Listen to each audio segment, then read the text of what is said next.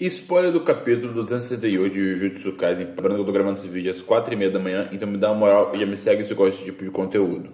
O capítulo já começa com o Sukuna conversando com a alma do Megumi. O Sukuna fala para o Megumi exatamente assim: como você ousa tentar viver? Você deixou seu corpo ser levado por mim. Você matou sua própria irmã.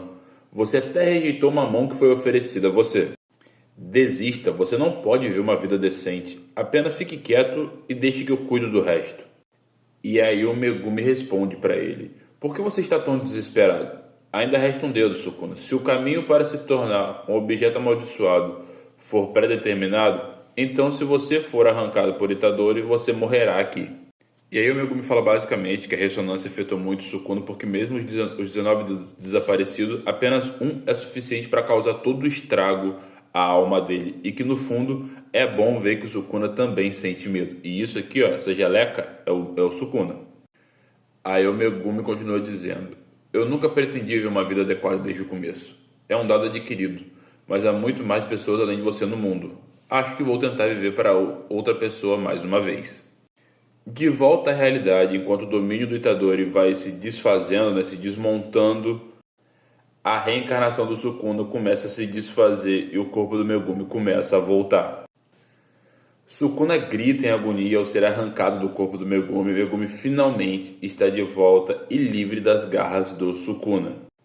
Aí o Itadori começa a olhar para aquela geleca, aqueles restos do Sukuna, aquela melequinha que está saindo, essa coisa feia aqui.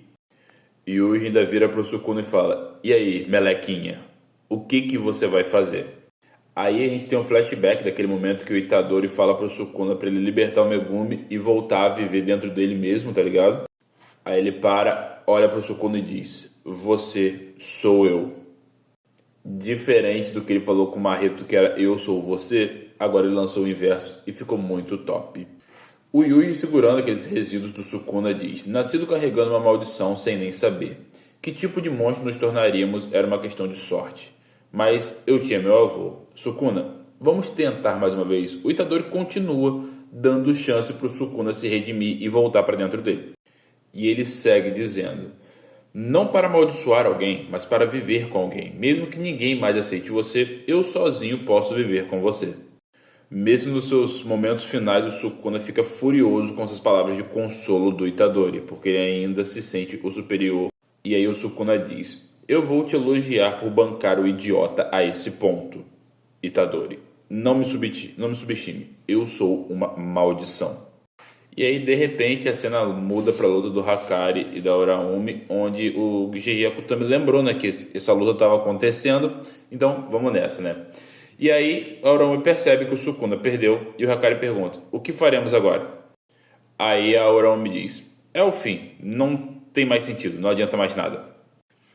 Aí a Uraumi diz que a única forma para o Sukuna ter perdido, né, o único motivo para o Sukuna ter perdido é porque ele estava num corpo encarnado. E ela diz que todos eles tiveram sorte por ter nascido 1000 anos atrasado, porque isso quer dizer que se o Sukuna tivesse no corpo verdadeiro, eles não teriam a mínima chance. Aí o Hakari diz: eu tive sorte?